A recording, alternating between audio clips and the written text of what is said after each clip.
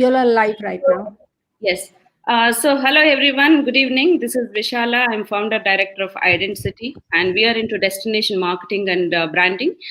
For the last 10 years, you are all aware that we did several civic engagement projects and campaigns. We promoted cycle to work, and we promoted car-free commute, and we also organized Rahagiri Day. We are the first city in South India. We got inspired from Gurgaon, and also we built networks, and we promoted several other causes when it comes to the urban living. And actually, if, I have noticed there was, like, whatever the small or big project or a campaign, there was a particular pattern, and a lot of this culture and creative entrepreneurs were getting benefited, and there were people getting all kinds of collaborations. They were entering into partnership building, and in fact, people came back and told us that how happy and healthy they were after attending our campaigns, which were more into physical fitness and mental health. And there were like micro entrepreneurs instantly getting platform, and that is when I have noticed, like, there is actually something. If we could actually do a small project or a campaign, and if we could bring this kind of, it triggers so much of change. How about doing something which is permanently? And that is when I actually looked at placemaking, and how about, like, getting these places as a interface in building communities and bringing social change. And actually, this lockdown also, we have seen lots of changes in our lifestyle. We are like now used to working from home, and we don't need to go to office as well. So there are some positive changes, but there are also negative impacts. So our interaction with our neighborhood is limited, our interaction with our friends are limited, and the family members are limited. And this is actually given a lots of the adverse impact as well when it comes to physical and mental health. So that is when actually I looked at it, like, what are the new trends and opportunities in placemaking, and how people are getting used to this kind of lifestyles, and how urban planners are thinking, and how urban designers are thinking, and how the place experience or a travel and tourism segment is looking at this kind of a new behavior. So today we have a very good expert panel with us, and I will go not exactly in order.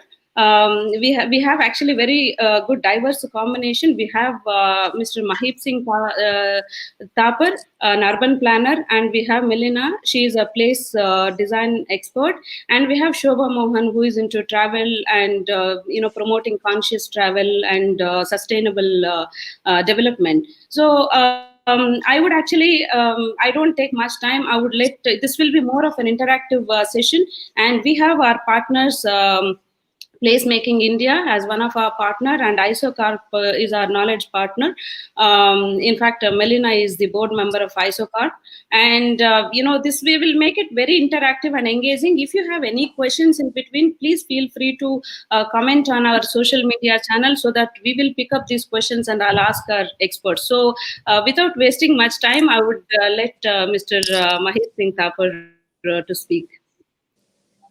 Um, Mahip ji? Yes, Vishala. In fact, Mahip ji is the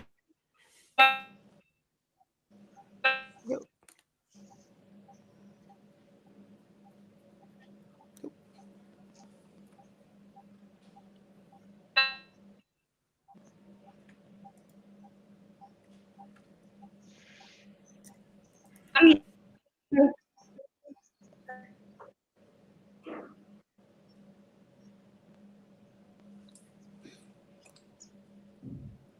Vishala, you're breaking up. Mahipji, I think you can carry on. Yeah.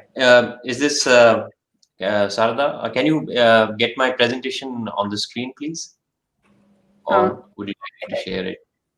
Can you share it, please? Yeah, please. I can do that.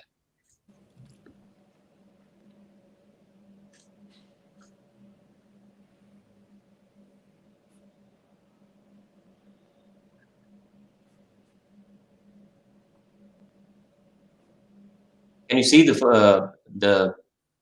my presentation, the slide? Yes. Yes. Yeah. Yeah. Thank you, Vishala and Jamiti, for this wonderful opportunity and to be with you all, the eminent panelists and participants right now. So I think Vishala has given a broad introduction, and being an urban planner and in practice for almost 2 decades now, I'd like to take a general view, knowing fully well that most of the things which I'm going to speak are known, you're aware of these things, but this is a kind of a reiteration of some of the general aspects to remind ourselves, because city planning is a multidisciplinary kind of a field, and it's quite complex. And as cities grow, it gets even more difficult by the day. So I'm going to do a general presentation with lots of images and maybe just 7 or 8 text slides where I'll pause and make some comments. The rest of it, would be a free flowing talk from my side, my views, and basically to get us all into an engaging kind of a conversation and something which we can continue to do after this event. So, I'm going to cover these points in the backdrop of the COVID pandemic, and including with the perspective of the future of the challenges what we may be facing. The future is always exciting, and also there's an element of uncertainty. In fact, that creates more excitement and the challenge. So that's why I kind of titled this, that although we are going to talk about placemaking per se, the whole idea is about urban living, and that what is in cities which makes us like the city, what attracts us to the city, and what is this excitement of living in a city. So I call it the excitement of city life. The life itself is exciting, and I'm going to give a different dimension on this point as we move forward. And that's my next slide is, to put it if in a few words. It's very difficult to put it in a few words, but jobs, we need jobs. Primarily, most of the people are living either by legacy or they come to cities for jobs. That's related to our economic growth, and it has an implication and kind of a ramification on the kind of lifestyles we live. And then the kind of lifestyle we live creates a cycle of economic growth, and in fact it has a multiplier effect. So these have our actions have impact on various sectors of the economy. What we do in the city, we travel by particular modes, we consume food, we have entertainment options and all that. So the important thing about cities is we feel, I want to say this, that we feel there is a sense of freedom. But yes, it does give you that energy to feel free. So these are all debatable points, but this is just to guide the conversation. So I hope the panelists and the viewers will understand what I'm trying to say. Is also, the city is all about new ideas and different ideas, and the options to choose, options to live life. And if something goes wrong, we can have different options. Sometimes things are going better, and we go for more options. An important underlying factor of the order of facility which humans want is the type of education. Higher order institutions or educational institutions are located, we know that, largely either in the city or in the hinterland or close to the city. And then healthcare.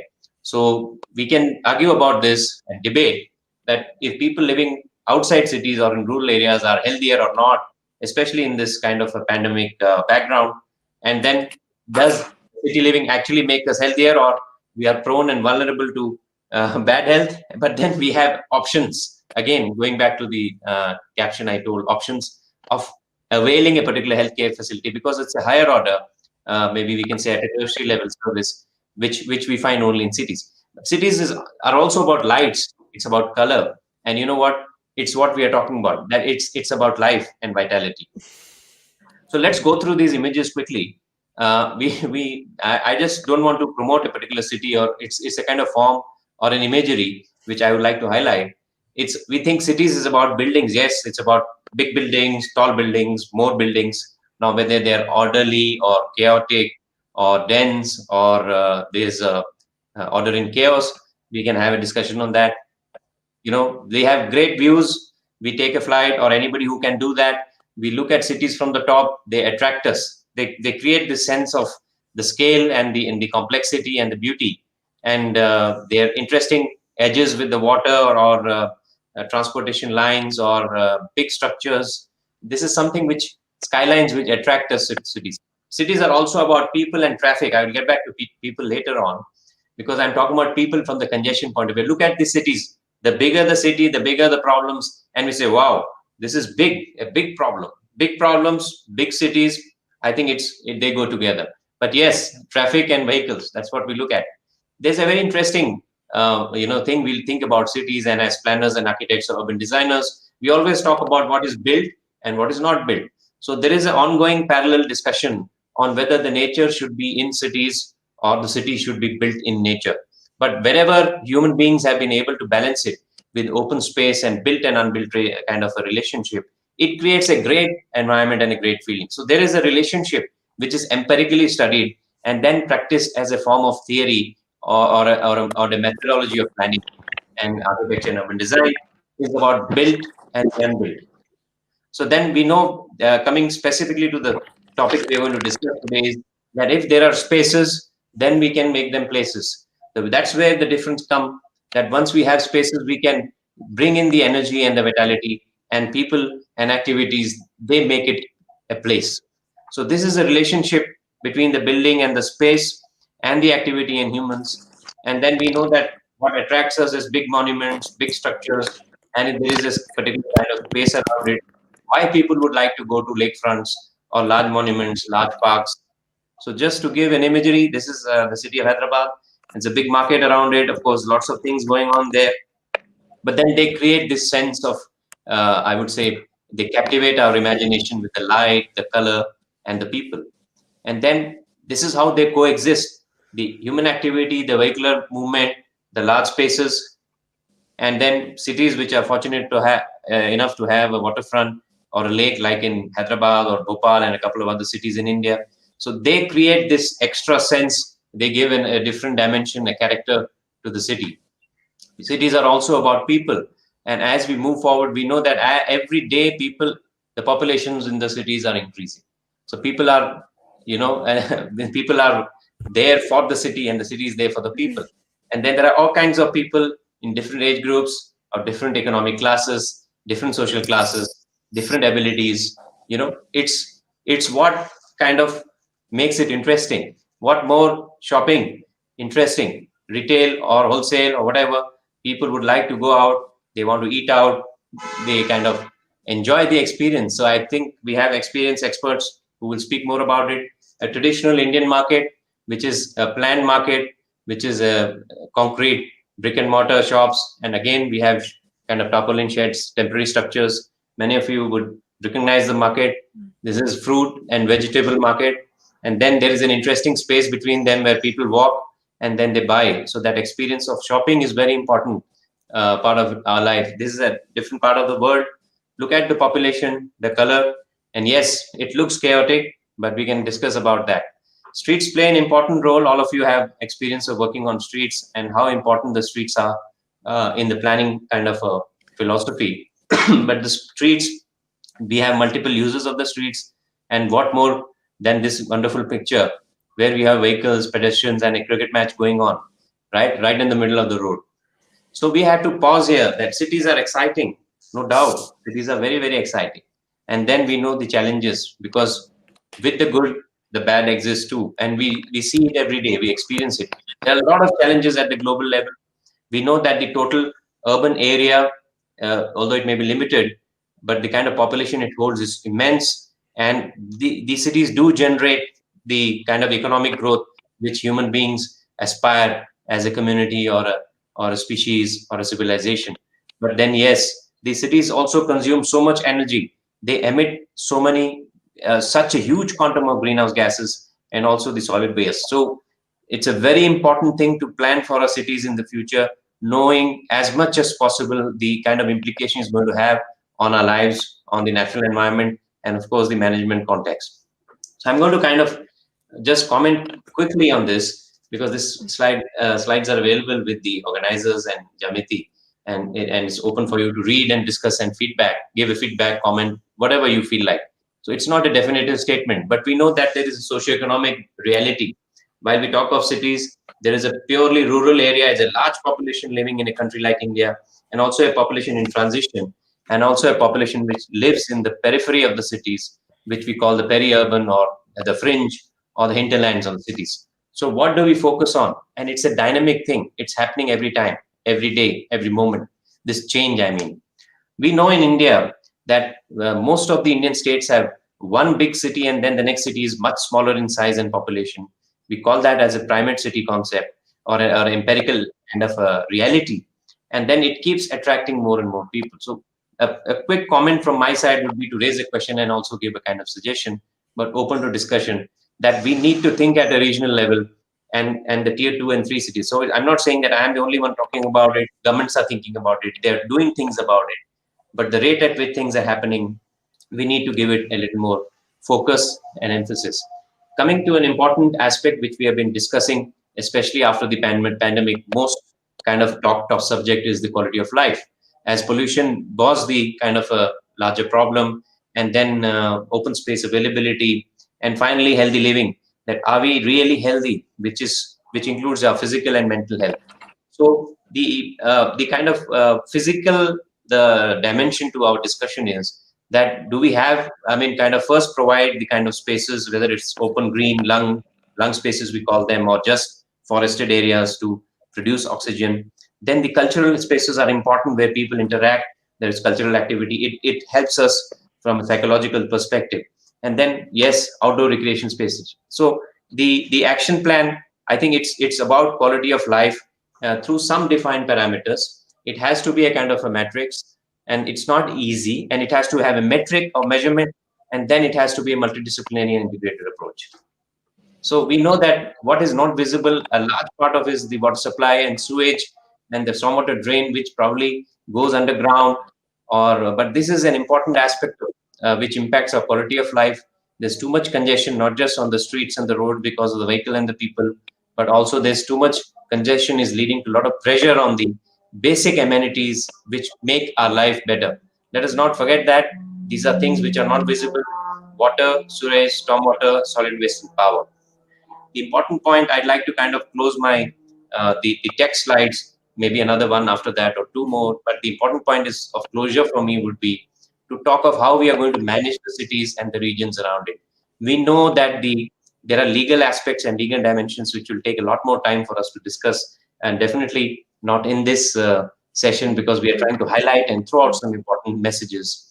But the point to remember is that who's going to manage and run the cities? We know the local bodies, the municipal bodies, what kind of challenges they face, what kind of resources they have, because they are going to be our partners. We have to ensure sustainability when these bodies become strong enough and perpetuate and do the continuity of what we are discussing, the ideas. And they depend on the state for various kind of support, So day-to-day operations is a challenge. So in this, we have to ensure that the city as a whole would need to be run efficiently and profitably and financially, but then it's not pure material and economic terms and monetary terms, but also in environmental and social terms. Planning, I don't want to talk too much. We have to keep pace with the changing times, and the cities are changing all the time. There are, as I told, that the cities need to be looked at from an intrinsic point of view, but also how it's linked to the larger region around it. And that's how the planning and governance would have to be relooked. So quick urban forms, there's good examples of planned gridiron or related kind of urban patterns of cities, whether it was Chandigarh, Gandhinagar, or Bhubaneswar. People who are aware of California and Barcelona, the well-known kind of urban pattern of Barcelona. But then India is about a lot of people, organic growth. So I'm not trying to put anything in good and bad light. The equity issues, the housing conditions, how the rich and the poor coexist. I think so. Coming to placemaking, I think it's not, although it may seem like an event-based activity or a very micro thing, or an attempt at a micro level. Why it is an important part for a planner or for everybody, all of us as citizens, is actually that if we have a pattern at a macro level and they happen like that, it happens like a pattern at macro level. And then once interconnected and integrated with the plan and the overall pattern or management systems, that would create a huge impact on kind of improving the quality of life. So I think I'll take a few minutes only now. This is Necklace Road in Hyderabad. A lot of attempts we can kind of discuss and debate about this was good or this was not good, but it created a public space, thousands of people, and sometimes tens of thousands of people come here in the weekends. A water edge, a waterfront, and also a large open recreation space, and different types of activities, some private sector driven. Then political rallies happen there, melas and carnivals happen there. It's the same space, but used in very different forms. So it really serves a great need for the city and the people. A street in Pune, planned streets, and we need the space for that to create a place. But without the people also, it looks great. It creates that sense what we have been wanting in city life. Vishala would know what this is. Is the activity she had coordinated on the Necklace Road. Quite a, I would say, successful campaign. So I think we should now start thinking beyond smart or smart green or green vibrant, or especially vibrant and healthy cities. What do we need to do for that? Are we going to have for a plan for a new urban form or a type of urban development, decentralized or hierarchical? What about the public transport thing? So these all things have to go together. And I repeat the point of the governance that people have to be involved more. Governments are recognizing it. I'm not saying nothing is happening on this front. And then the kind of participatory process, the role of resident welfare associations, the partnership we say is PPP will definitely tackle a big, I would say, chunk of the challenges we are going to face in the future. But then somewhere we feel that the people, really, when we say it's public and private, then the people are left out. So then I would like to kind of push a new terminology, which has been already, it's not my original idea, but it's part of the people who have got inspired from, and I kind of promote this. It's a public, private, and people partnership. So we have to involve, there are now legal mechanisms coming for that. Irrespective of that, for the success of the models, whatever, whether it's street life or people's participation or making activities and placemaking, I think we have to go for a PPPP model, and things will change and new challenges will emerge, because the cities are always in transition. So I think I would like to end here. It's not the end, but it's just the beginning, because as we are more aware and we get together, I think we can come out with better ideas. And with that, I would like to close my presentation and thank you, and leave it to the moderator. Thank you so much. So thank you, Mahibji. That is excellent insights. In fact, I completely agree with you on the PPPP model, and for the cities to foster the destination to become more progressive, we need all kinds of partnerships. Sometimes it is public and public partnerships and private and public. In fact, sometimes it should be between people and people. And that is where these public spaces actually play a major role. We have actually witnessed this through our campaigns and our projects. And, you spoke really well from the Indian context, and I have been to Netherlands, Melina, and I have seen what is happening in Amsterdam.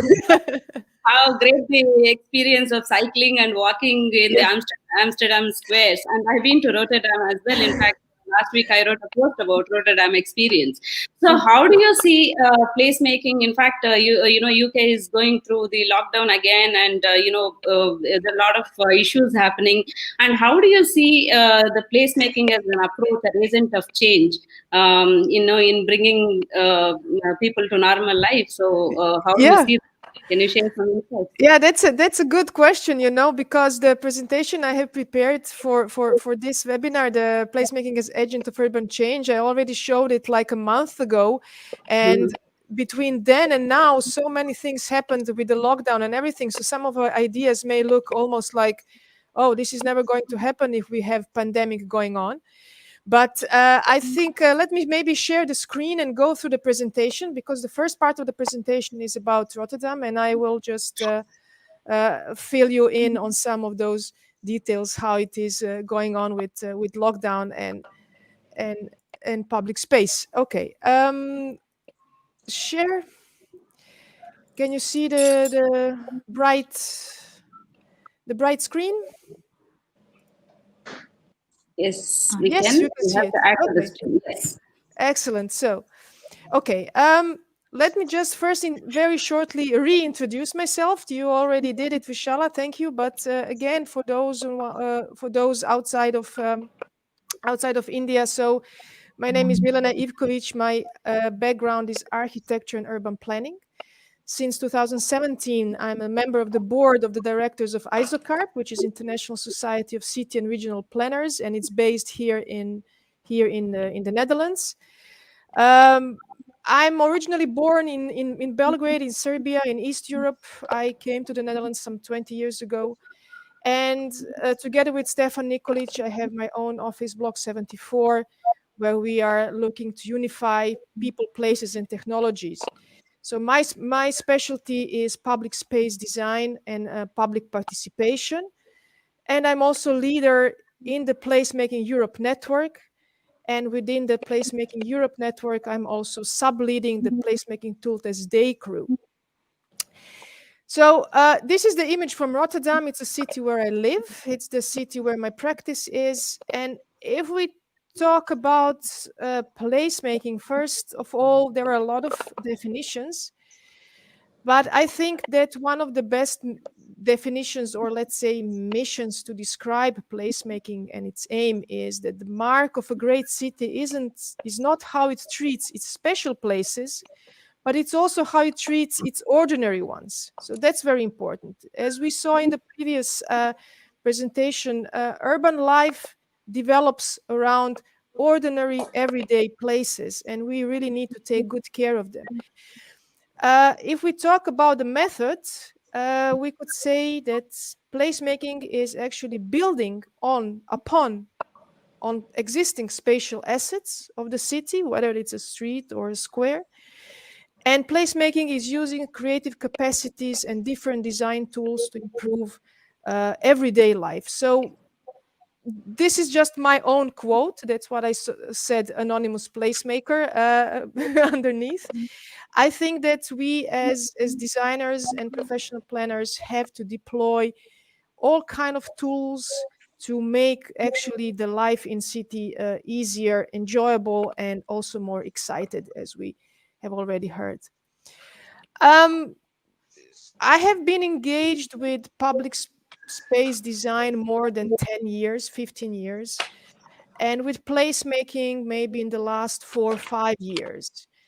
And I think it could be useful to somehow explain that placemaking has four main pillars when we talk about it as a method and a tool to bring urban change in our cities.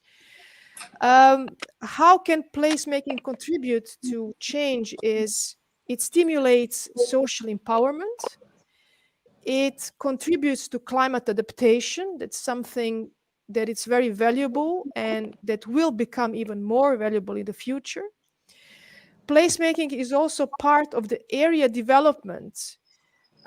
Usually public space is all the time within different planning acts, but really placemaking for area development is something that is very important and that really brings more value to public space.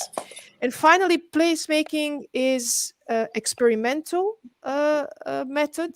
It can be very very much connected to the change in terms of using culture and cultural production to stimulate the change in our cities. So these four pillars are also the four main aspects of how placemaking is influential for the urban development. I'm going now to connect these four pillars with some examples from the city of Rotterdam. For those of you who are not really familiar with the background or the context of the city, it is second largest city in the Netherlands after Amsterdam, but it has a very modest population of only 650,000 inhabitants. So compared to, Indian cities or other European cities or Asian cities, it's really a very small place. But nevertheless, it's among biggest international maritime ports. It's the biggest European maritime port and a major European transportation hub.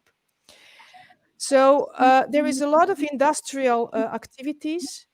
There is a lot of mobility, a lot of important infrastructural lines. And for a longer period of time, the city has been considered as a kind of, this gray industrial area with a lot of cars and a lot of movement.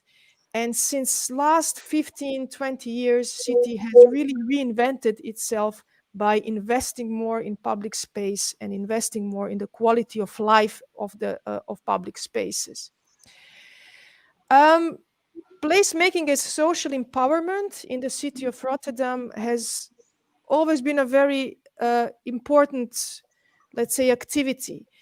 Um, you have to understand that among Dutch cities, Rotterdam is one of the poorest, let's say, or one of the cities that always had this image of being socially awkward, of having a lot of problems, a lot of crime and poverty rates, and everything that is connected with the big harbor.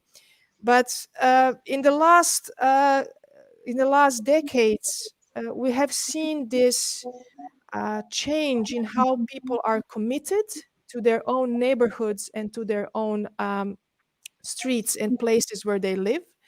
And placemaking has been a very important factor in uh, uh, being the catalyst for this social empowerment. The impact in the neighborhoods are quite small. What we've seen here is one of the favorite activities within the neighborhoods in Rotterdam, but also generally in the Netherlands, and that it's just greening your neighborhood by just simply taking out a few tiles out of the pavement and putting some plants. And even though it's a very small scaled, people really enjoy it. It somehow brings together different kinds of people. It creates this feeling of belonging within the neighborhood. And in the last couple of years, it became such a popular tool that now we have a kind of national competition of taking out the concrete bricks. You know, it sounds a bit silly in English. I mean, in Dutch it's very compact, but in English it's really a long title. When every year cities compete among each other, who is going to make a better neighborhood in with these smaller actions of taking out the concrete tiles. And this year Rotterdam was the absolute winner, and you can see it on the right image. This is the neighborhood, which is by accidentally also the neighborhood where I live in. We just won the national prize of, let's say, the small scale placemaking.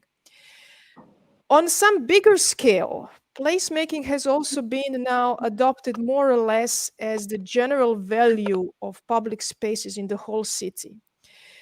Placemaking has been recognized as one of the major force for the climate adaptation and resilience of the cities. And just to give you some sense of scale and to explain a little bit of these images is that in the next 10 years, the city is going to invest more than 200 million euros in the upgrade of the existing public spaces. In the past, city has been developed as a modernist city. So we had a lot of these kind of mobility-driven, very large profile, a lot of asphalt, unfriendly streets. And a lot of these, let's say, unfriendly boulevards and infrastructure is going to be turned over into green spaces and park spaces in the next 10 years. These images are images of the larger scale developments that have been planned, so the city scale developments. Some of them are commercial, some of them are going to be supported by the city itself. But in this context, placemaking has its role in being the catalyst of climate adaptation on the neighborhood level. So if you allow people to green their neighborhood themselves, you are becoming a part of this bigger movement of climate adaptation and resilience.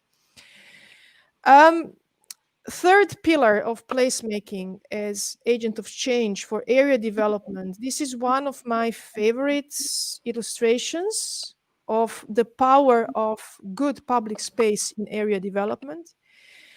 On the left side is, you can see how the old railway station of the city of Rotterdam looked like in the 50s, a very much car-oriented, pedestrian, unfriendly, mobility-oriented, infrastructure-oriented space.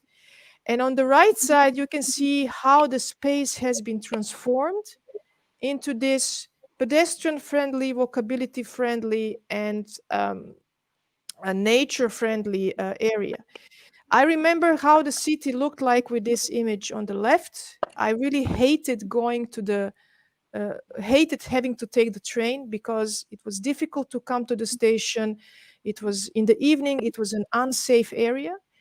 And now, with some of the, let's say, placemaking approaches, but also better public space design approaches, the station area has been transformed into really this very welcoming and very much loved space. If the weather is nice, people are going to sit, as you can see on the right image, they're going to sit in front of the station, which was completely impossible when the station looked like on the left side.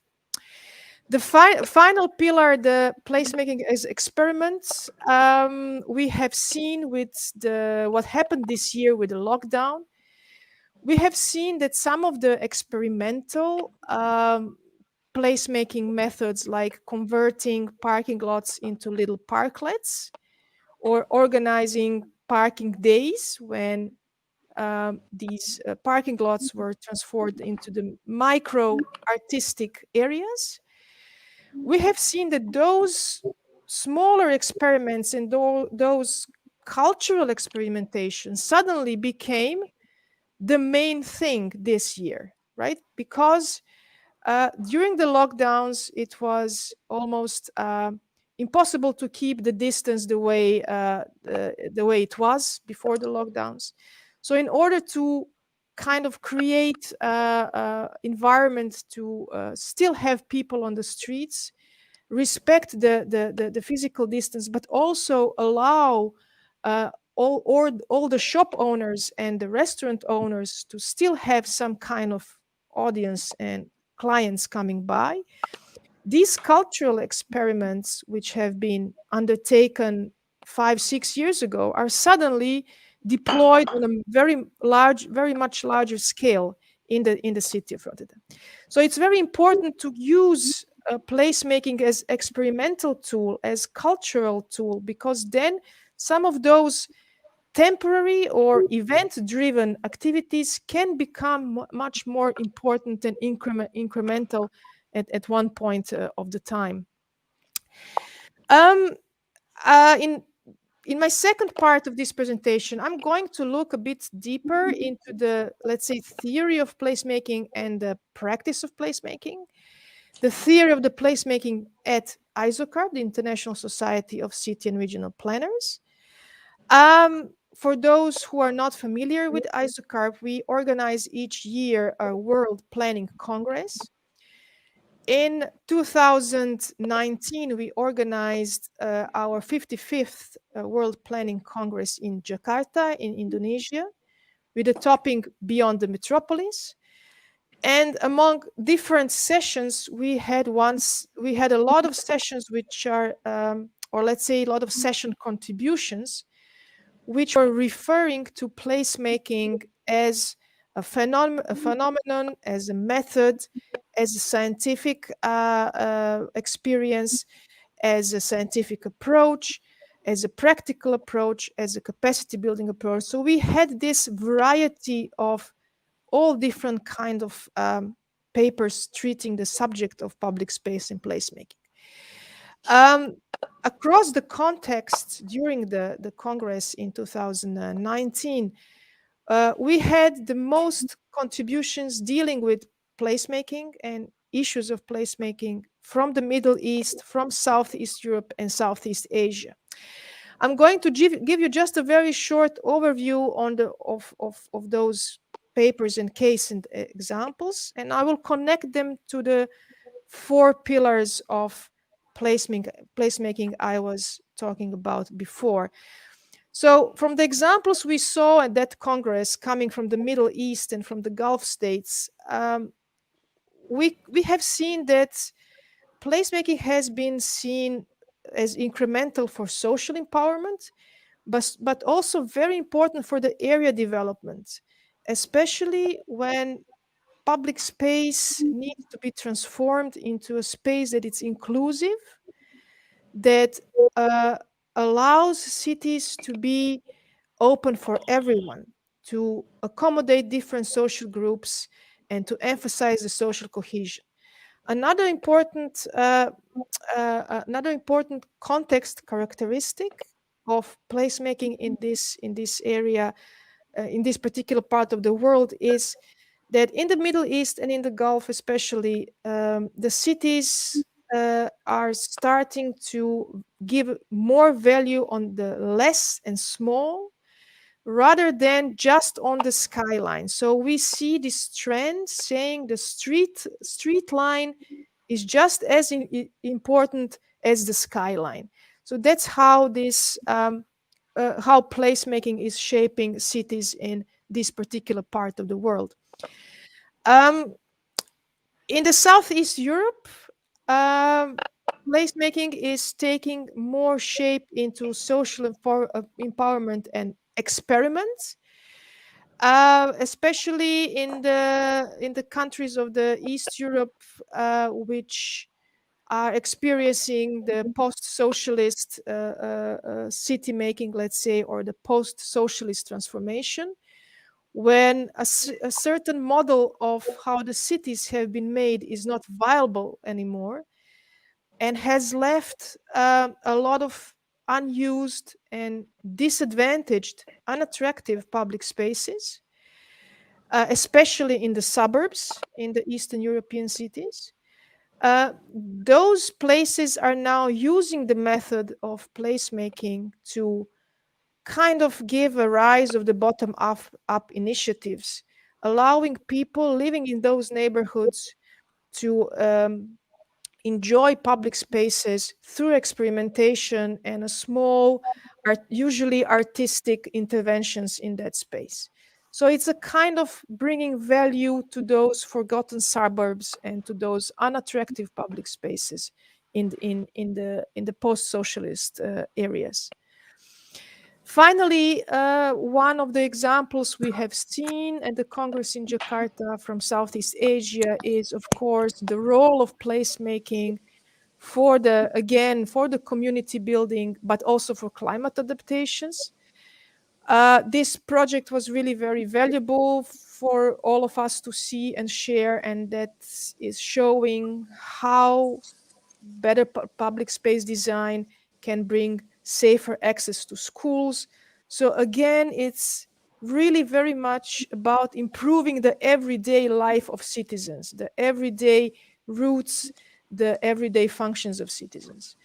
And if you can see here in the before and after view in this study, the before view as a context that is familiar for many Asian cities, which is a very much car dominated, very much vehicle dominated, making it unsafe for the neighborhood. In the after view, you can see how with these smaller interventions in public space, it can become a much more pleasant area for school children, but also for caregivers and other citizens. I'm going now a bit towards the closure and towards some nice and exciting projects I did together with Placemaking Europe and Placemaking X, which are, as you know, also great supporters of the Placemaking India network. And I would like to show you this video. I hope it will. Yes, okay, so it will. It works. I would like to show you this little video which illustrates the Tool Test Day initiative of the Placemaking Europe, and I hope you will enjoy it. It just shows what can be done with placemaking and how we do it as a tool to test different methods in placemaking.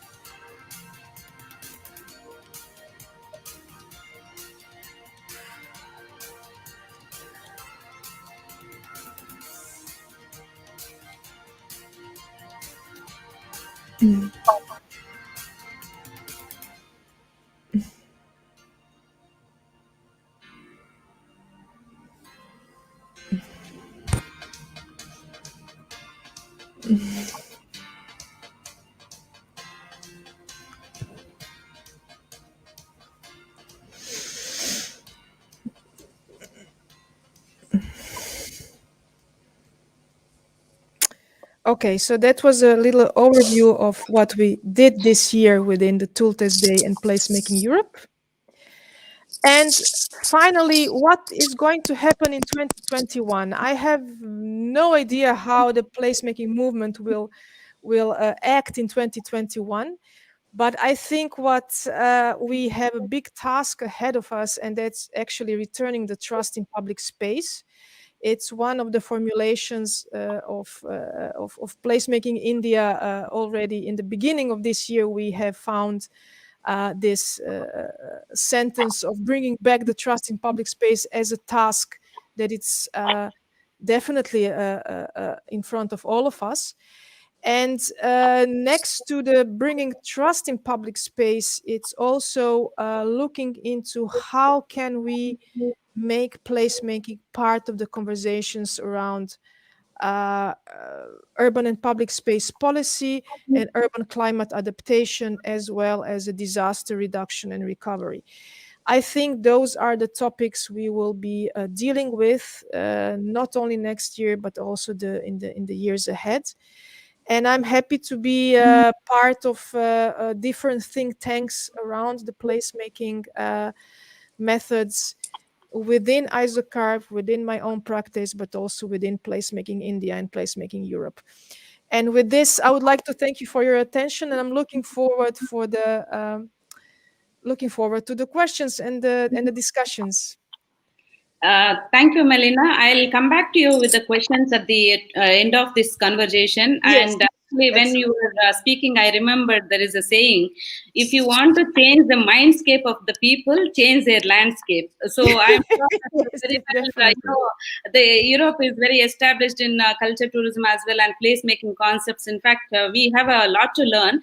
But actually, I also tell you something. The placemaking is Indian culture itself. If you look at, our public spaces, like our streets and our squares and our religious places. In fact, our houses also, we had this verandas where people used to come and interact and gossip and play and live. But as we adopted this urbanization, I think Mahib sir agrees with me, and we went somewhere wrong. Our streets now are looking very much like a parking spaces. Yes. How we have lot to kind of, now we have to have this dialogue going forward, and we also equally looking forward to participate in Placemaking India event. And with that, actually, I will ask, Shobha to share her views. In fact, we always say, I am into tourism destination marketing, and we always go and promote countries, cities, and places as, destinations for tourism, investment, and visitors. So we always feel that the cities are not really the destinations. New York is not really a destination. The New York, like the Times Square, is a destination. So if you look at Hyderabad also, Hyderabad is not really a destination. The Charminar is a destination. The Lord Bazaar is a destination. Golconda is a destination where a lot of activities are happening, and people get a sense of the place, and they will get to see the cultures, and they'll connect with the community. They will get to taste the local food, and that is where actually, and Shobha comes from. And Shobha, will you be able to share some kind of views on how we can actually bring this destinations within cities as points of culture tourism, points of experience for the tourists and visitors? Up to you. Thank you, Vishala. Thank you so much. Thank you, Mahib. Thank you, Milena. It was great listening to you all. And like Vishala rightly pointed out, I think at a very micro level, the way we used to live traditionally, with a space for everything and everything in its place, kind of really reflected the way we, the how and where we have to place a few things. Like, people were not allowed to come into the inner sanctum, so you kind of met people in an outside area. You left your shoes outside. all these things, when you think about it and look at what's happening today in the pandemic, I think these are great ideas to follow. I've been traveling quite a bit in the last 2 months, and I was in Calcutta yesterday and did a fantastic walking trip of Calcutta. For me, a city is a cultural experience, and to try and move cities away from what they were by pulling down everything that was a part of its present or its past or what it is evolving into, whether it is its inherent green spaces or its urban forests, is, I think, one of the dilemmas that India faces today. I believe that a great place and a beautiful place and a healthy place to live is also a great place, healthy place, and a beautiful place to visit. So for a tourist to be for a traveler to want to come to a certain place, urban or rural, it is very important for that particular place to be a great place to live. Another problem I actually combat with all the time is our sense of what we want to make out of urban spaces. We want to, I mean, why is Mumbai India's New York, right? Mumbai is Mumbai. Mumbai has, many cultural layers. Why isn't the building, the original buildings that we had? Why don't our cities have a certain character in their buildings? They need, and what happens to all our to our beautiful heritage, right? And so when you're planning, when you're place making, what happens to that the corner shop, the samosa wala who used to sit in that corner shop, who was very popular and used to go to that particular corner to eat a kachori or a samosa, right? So what happened to living spaces? That has to kind of become a part of the perspective when you're talking about placemaking. And walking in Calcutta, and I'm these yesterday I was quite moved by, not moved, in fact I was just thinking, when will we ever get a grip on and get a balance with our urban and our historical past, and our urban needs and our historical past, and create a balanced ecosystem where the residents are welcome, travelers find it interesting, and it becomes a great place where people, even residents feel proud about and want. You don't want it to be another destination. And India has so many beautiful cities. Bhopal, and one of the challenges for tourism in this pandemic is, with the absence of business travel, we are all struggling to figure out how and what can bring travelers into our urban areas. Why would anybody want to travel to Calcutta? I remember people asking me, where can I go for my vacation? And I said, why don't you go to Calcutta? The museums have opened up. It's looking fantastic. But they said, no, we don't want to go to an urban space. So talking from a tourism perspective, what is it? Whether it is India for Indians or Westerners, travelers from abroad wanting to come to India, what is it about an urban scenario that will entice them to spend 2 to 3 days sitting in a place? So I think one of the things is, of course, the culture of a place. Like Delhi has a culture, Mumbai has a culture, Hyderabad has a culture. With the culture comes also its living spaces that I called about. Also, what do we do with our heritage buildings? There's so many heritage buildings that are just crumbling, and it's a sad, having walked the Dalhousie Square to get into one of the lanes to see rows upon rows of the old corporate houses, the jute house, the tea house, and the other beautiful buildings that are of Art Deco architecture and things, are completely crumbling down. Now, okay, so this is, of course, it takes a lot of money. So if I'm doing a walk, how am I supposed to be looking at these places? There is no place. There is no place to stand slightly away and get the whole picture, the whole thing into our frame. And if you're talking about giving space to people, and giving place to the traveler and the resident and the vendor and whatever have you, or something like that, this is a lot of space. So when we're talking about Indian context, I think we cannot keep away the population out of this. And one thing I noticed yesterday, and when you thought, why can't we look after our heritage and things like that? I noticed below these beautiful buildings were thousands of people trying to make a day-to-day living. The walls were full of soot because that particular person is doing a, is doing a thriving business selling sugar, but toast and salted toast and chai to people who are walking around them, or probably to a office building there. So for me, building urban spaces, which is also interesting for tourists, for also interesting for travelers, or even today for its own residents to discover its own spaces rather than standard places that that look the same from one block to the other, is about wanting to explore its own city, is to have its original intent of the city intact, to keep its heritage places intact, to keep its to keep its living spaces or trading spaces intact.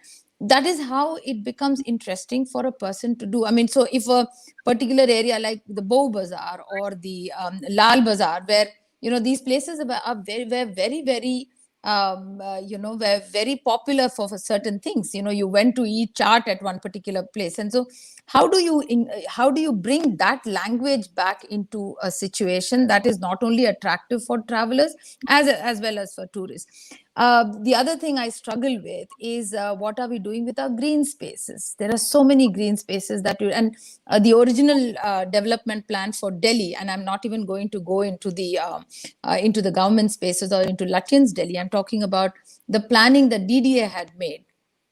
It always had a park in the center.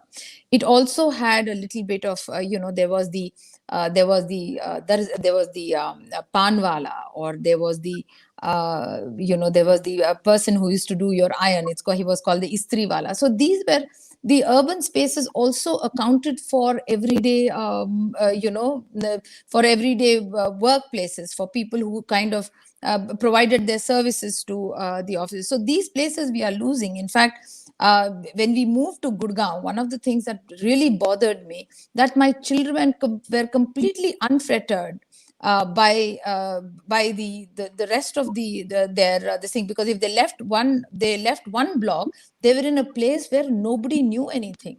While for us, when we were growing up, if we were smoking in the next block, somebody would see and come and go and give it. So these kind of spaces created safe havens, not only for you, for also for travelers. Now that safe haven in a long stretch of road where, I mean, Gurgaon has no eyes anymore.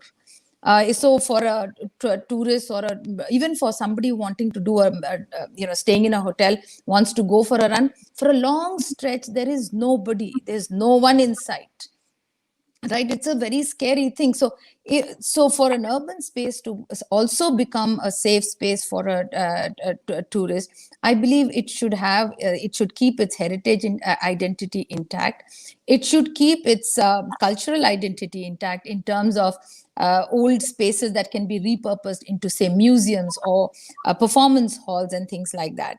The number 3, I think, is also to, where they're famous marketplaces, given that these are pandemic times, have to be cleaned up. Now, cleaning up is a big issue. So I feel bad that I'm walking with travel tourists and I have garbage all over. I mean, on either side of the street, and at my feet everywhere I'm trying to jump into. Or so that is where I think, where Mahip said, it is also a people to people partnership, right? When as a resident of a city, if you're proud enough to know that this is going to be seen by somebody who's coming from abroad, who might take pictures and post on things like that, I would be very, very careful what I do. So the people partnership that you were talking about, I think, was really something I appreciated. Finally, I'd like to say that at the end of it, any city, any country as such, any destination has to be the primary goal of any tourism or hospitality product is to keep the identity, or to keep the integrity of a destination alive. And the second is, of course, to ensure that the primary resources of that city or destination belongs to its residents. And this is something I keep saying, so when tourists come, we have to facilitate for travelers and tourists to see where they would like to place their garbage. Hotels have to be very conscious about, having lap pools in city hotels, whatever, little water bodies or tanks they want to build in their rooms, not allowed. I mean, cities have a huge water issue.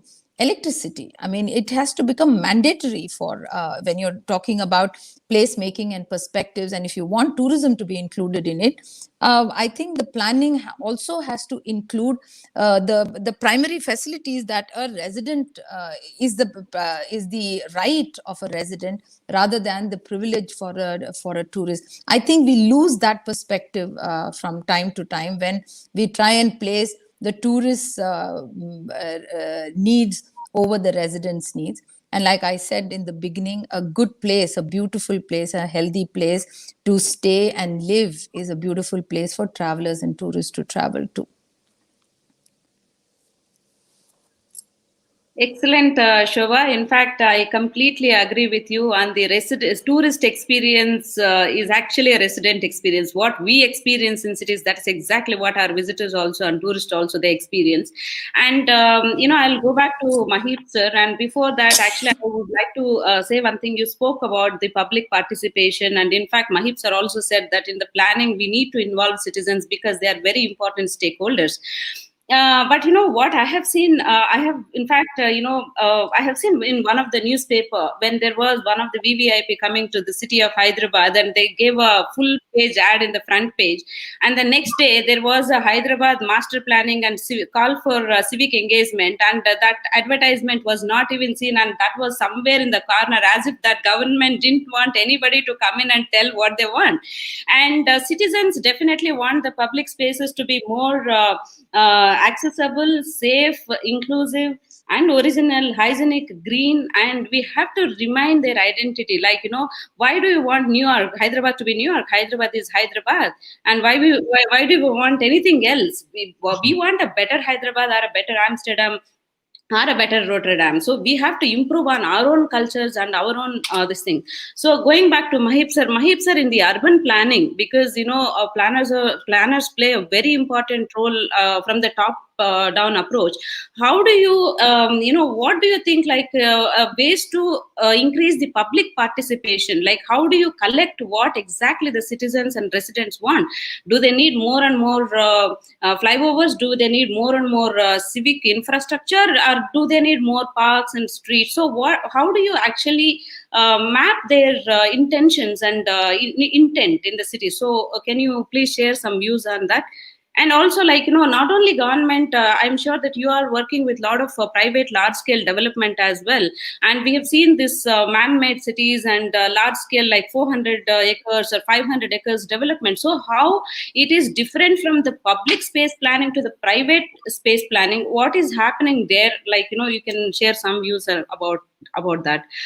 We are actually running out of time. Maybe we can actually quickly go around and then ask these questions, and we can close that. Okay, Vishala, thank you for this opportunity. Quickly, because we don't have much time. I think what Shubha was saying is very important. Is the character of the place is very important. So, and cities are competing, and even Milena was mentioning that it's a good thing. But then the aspirations of the residents and the visitors and the economic growth and the social development, kind of inclusive aspects of the society and the different classes. All this is going to be a complex thing as we go forward. The population is increasing every day in the city, so pressures are increasing. In that context, you have to understand that even the governments are under tremendous pressure. So when there was no precedent or legacy of structured public consultation, right, and because some of the laws mandated a typical type of methodology of giving a time frame and giving advertisements, what has happened is that the society has changed rapidly and the people are more aware. So one part of it is what the governments are trying to do or should do, and they should now compete between themselves to be more consultative. And we should all work towards creating that competition, that this city has involved the participation, of the citizens more than the other. I mean, I'm taking it on a positive side. Although a lot of questions are there, why the governments are not able to do it, and there are various reasons for that. There is an intent, but probably there's no methodology, or the methodologies are being improvised, and there's no precedent. So we try to do this as consultants play an important role also to balance between the government and the civil society, because a lot of civil society is and also seen as activists or litigants. But then in many cities across the world, these legal battles have actually created the knowledge base for better partnerships between the governments and the civil society. So civil society and groups, the more structured and coordinated they are, will make a lot of difference. And this is also a hallmark of many cities across the world. So that movement has to kind of move forward.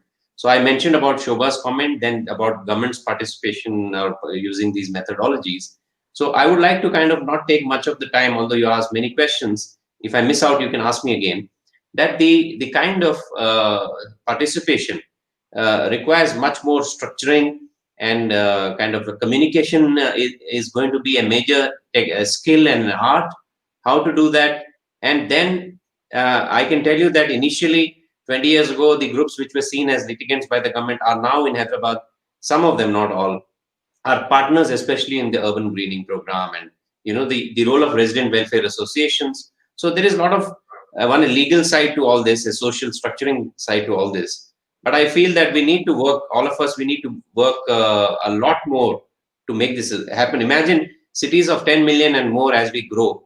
It's just not going to be easy or possible even for these municipalities or corporations or development authorities to manage. This is a huge scale. It has to be through a partnership, and it will take a lot of effort and struggle. And Shobha, quickly, a closing point on that is Delhi DDA model is interesting because the planning authority owned and still owns a lot of land. We have to plan around the whole neighborhood concept in theory, and in many places across the world in practice, is around a school or a park or a public space, right? So in a free market economy where most of the time we are planning for cities where the government doesn't own the land, right? And we try to influence or enforce to a certain extent a land use, and then that changes over a period of time. So we have to get back to the basics when it comes to neighborhoods, public spaces, public amenities and facilities. So we can do that. And I remembered the point now. Private sector township, the advantage is, although it's a free market economy, they will do it for profit motive, but good planning principles based around these central parks, which normally smaller developers will not be able to kind of provide, large spaces, open spaces, cultural spaces. Even it's a built mall or a complex which has a hotel, a mall, and kind of has an atrium or a central courtyard. These places give opportunities for placemakers to take advantage of and bring in that vitality. The hardware and the software have to work together.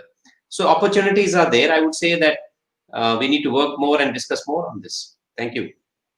Yes, thank you, sir. In fact, I also agree completely with you. We should not get into the activism mode or litigation mode when you want to bring change. As that is when we activated these little spaces, and there was a lot of positive collaborations were happening, and a lot of civic pride was happening. And these are the people who actually took the change forward, and they become change makers in our society in various other fields. We have seen in our own campaigns at least 200 people were actually become change makers later and working in their own areas. So I agree on that. And Milena, we have a question from the audience, like as Mahib sir said, public participation in the planning.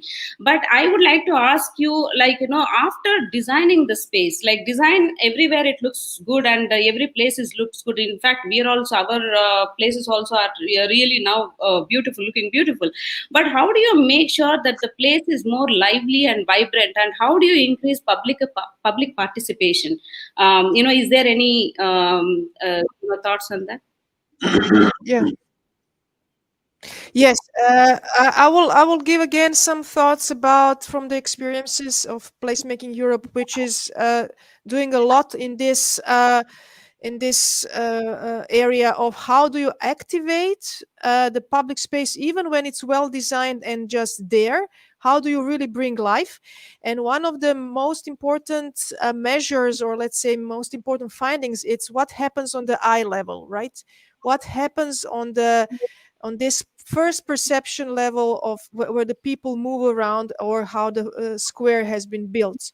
Because if there is no if there are no good functions on the eye level, if there are no shops or no activities, or if the, let's say, the facades or the buildings themselves are not designed in a way that they're inviting people to enjoy the basement level, then it doesn't matter how beautiful the square is. If, you know, if the walls of the square are not activated, people will not feel fine or safe, or then the design is not enough, you know, beautiful materials are not enough. So that's how it's that's one thing, how to bring life to those public spaces.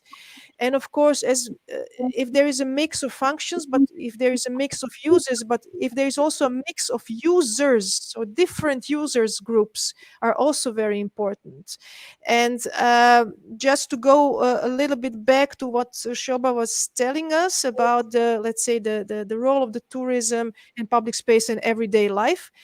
um, in terms of in the city of Rotterdam, again, as you know, we lost a lot of heritage in the Second World War. The city was bombed, so the suddenly the heritage was gone, or just very much fragmented. But in the last 10-15 years, the city really reinvented itself by promoting modern architecture as the showcase and as the best, let's say, tourist attraction point. You know, this completely modern city with full of experimentation and full of modern architecture. So it became attraction in itself, in the case when you don't have that much heritage to show. So even for the cities which are kind of coping with how to deal with heritage, or what should they do, I think they, in terms of branding, in terms of finding your own profile, is very important to look into the strong points that you have as a city, whether it's a waterfront, whether it's a special food culture, whether it's a special manufacturing culture. Those are the values that can be put up front, that can be given a face in the city, even if the buildings are not there, if in terms of heritage buildings, you know. So that's something I wanted to add to the presentation of Shoba. So, yeah.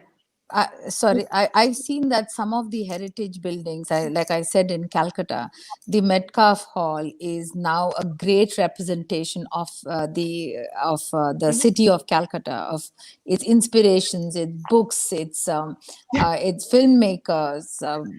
its poets and things. So it's a great. They've created such a beautiful space. It's not only wonderful for a traveler, for people seeking museum and museum experiences. I see a lot of young people there. I mean, it was inundated with young people. And for me, that is, more than from a tourism point of view, for me to have children dip into their own, the highlights of their city is wonderful, right? Something that they can carry on. And then they made another way to repurpose an heritage building, like the Currency House is now a fabulous museum. You know, its domes had fallen down. They just used the fallen domes as arches, and it just creates a fantastic space to exhibit art or sculpture and things like that. So I mean, there's so many ideas. And I liked your bit about experimenting, so there is also spaces that can become experimental areas. I know in Gurgaon, the Horizon Center has has a huge open space with restaurants on one side and offices on the other. And it's a concrete space and surrounded by these huge high-rise buildings. But suddenly on Saturdays and Sundays, it becomes a very, very vibrant area because the organic markets are happening there. One day I found an art exhibition in that space. So moving interest can actually create vibrant spaces, I think. So there's no dearth of ideas. Performance areas, suddenly in the middle of South Calcutta, there was a dance performance happening right on the street from back and forth. I mean, it just so much to do. And I think you guys are doing a great job with this idea of planning, planning perspectives. And I wish you all the best. Yep. So thank you, Shobha. And Milena, you spoke about the right point that we need to build the user base as well. And that's Yeah. exactly where we are working. We are actually building and enabling place-based networks.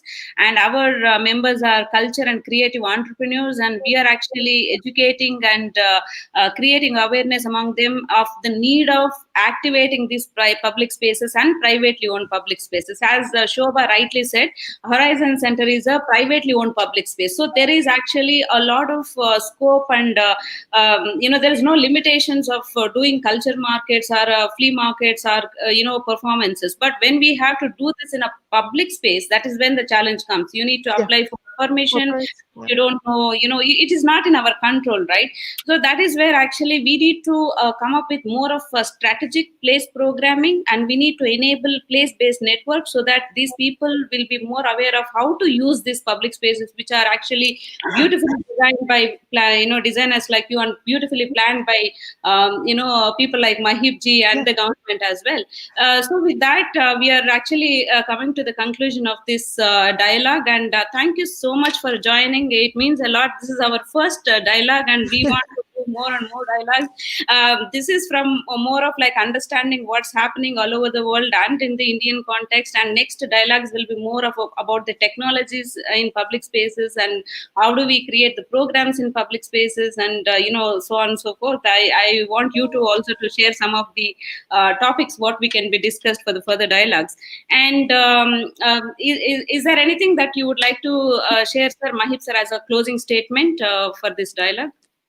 I think that it's a good beginning, a wonderful beginning, and we need this sector of expertise for managing the spaces and operationalizing the ideas. And so it's a great job, Vishala, and we should all work together and kind of encourage this kind of discussions, these kind of discussions and activities, which will result in projects and reality on the ground. So it's a great beginning, and it's wonderful to be here, and we should keep talking and then working also. Thank you. Milena, anything you would like to say? Yes, I'm really, first of all, thank you for inviting me and for inviting all of us into starting these kind of dialogues and also from my position as a senior advisor to Placemaking India, I would like to say this is just the beginning of really great series of opportunities we can do together in India with exchanges from outside, and I hope I can contribute to that very soon. I think there is really a lot of potential for some good projects and good work in India. Shobha? Yeah, great. I mean, sounds really amazing. And thank you, Vishala, for getting us all in. I think these are three very different people speaking, but with the same, with the same idea of preserving, protecting, and bringing people and making spaces inclusive. I think that's the whole, this is what I hear loud and clear. And Milena, great images that you showed. I was particularly impressed about the one that had a lot of greenery. Thank you. Thank you, Mahib. So that was really great. Thank you. Yeah, it's great to be here.